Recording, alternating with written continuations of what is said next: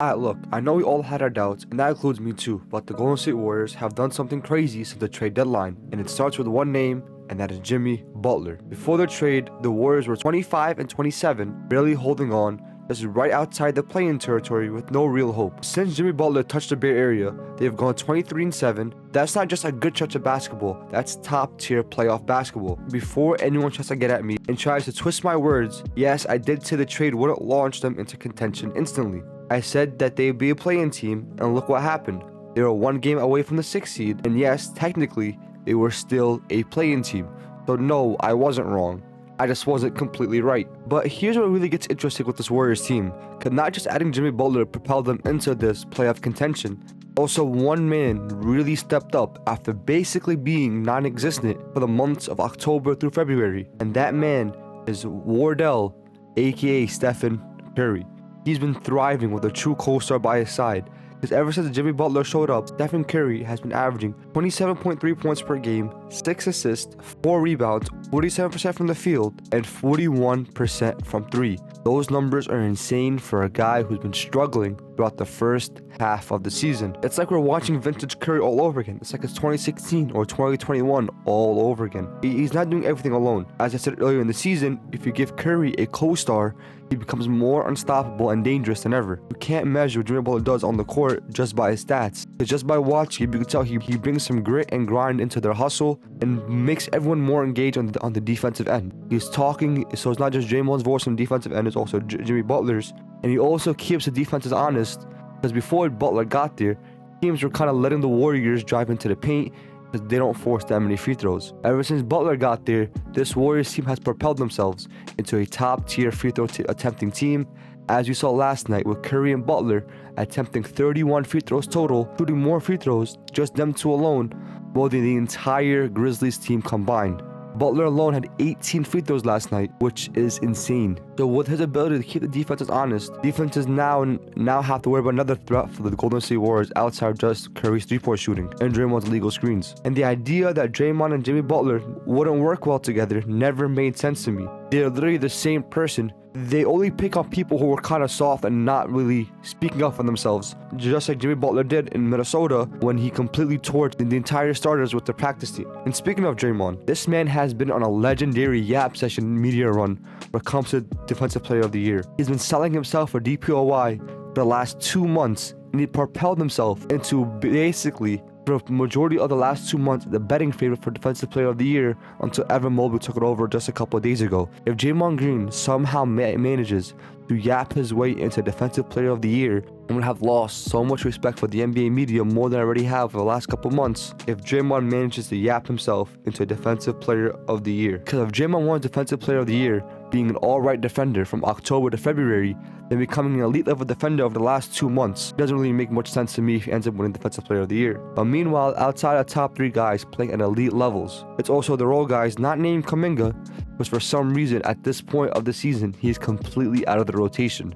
So come the offseason, Jonathan Kuminga will find another home, that he won't be a Golden State Warrior for much longer. Also, Buddy Hield has not figured anything out since the start of the year, playing amazingly the first month of the season, averaging close to 20 points per game, shooting 45% from 3. The Warriors thought they found their Clay replacement. Ever since then, Buddy Hield has taken a steep downhill ever since, and Warriors fans are calling for his head. But there's one man who all season long couldn't figure it out, and Warriors fans are starting to give up on him. That man is Brandon Przemski, B-Pods himself, trying to look like the guy the Warriors didn't want to trade in the offseason. The guy the Warriors held close and dear to their chest, and he's been really popping his shit lately. So I would have to give credit where credit is due. B-Pods has been playing phenomenal for the last 2 months of the season, especially over the last couple weeks. He's really proven that he can be the perfect role player next to Curry and Jimmy Butler. And now, after the Golden State Warriors handled business against the Memphis Grizzlies last night, even though it was a dogfight towards the end of that game, almost choked away a 20-point game, even though the Warriors did shoot a massive amount of free throws. But that's where it comes with the Jimmy Butler effect. They did pull it off, and now the Golden State Warriors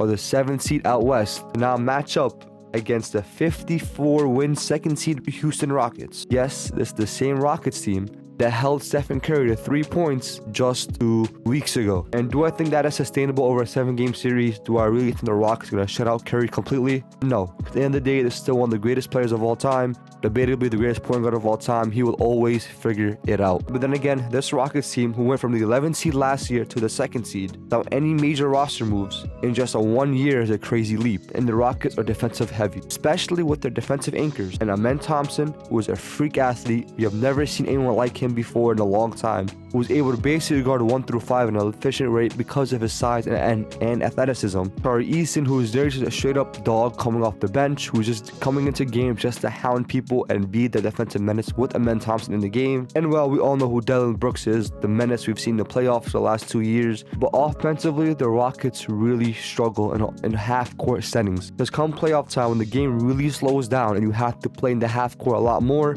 that's when the Rockets really found themselves at the weakest points of this season.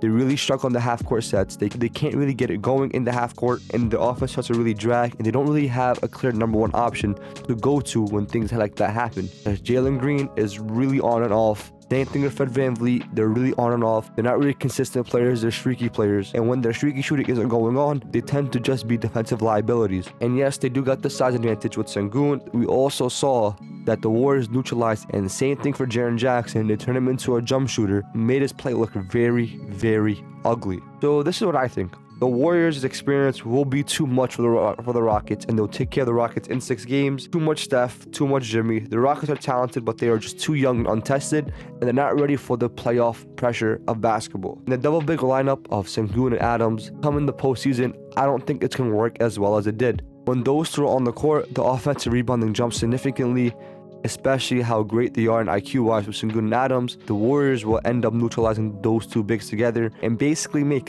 Steven Adams unplayable in this series. This could either be a really deep postseason one for the Golden State Warriors or a full-blown collapse. I don't see a between for them. If the Warriors do make it out the first round, there's a potential that can make conference finals. Also, maybe the Rockets defense is too much and they end up losing in this first round. But if B-Pots keeps playing like this and Jimmy's setting the tone like he is, they might make some noise. And even though it's been a very, very wild season for the Golden State Warriors, this first round matchup is just the beginning. So let me know who you got in the comments down below, the Rockets or the Warriors. Hit the like and subscribe for more content. And as always, go hard on them dudes. Salute.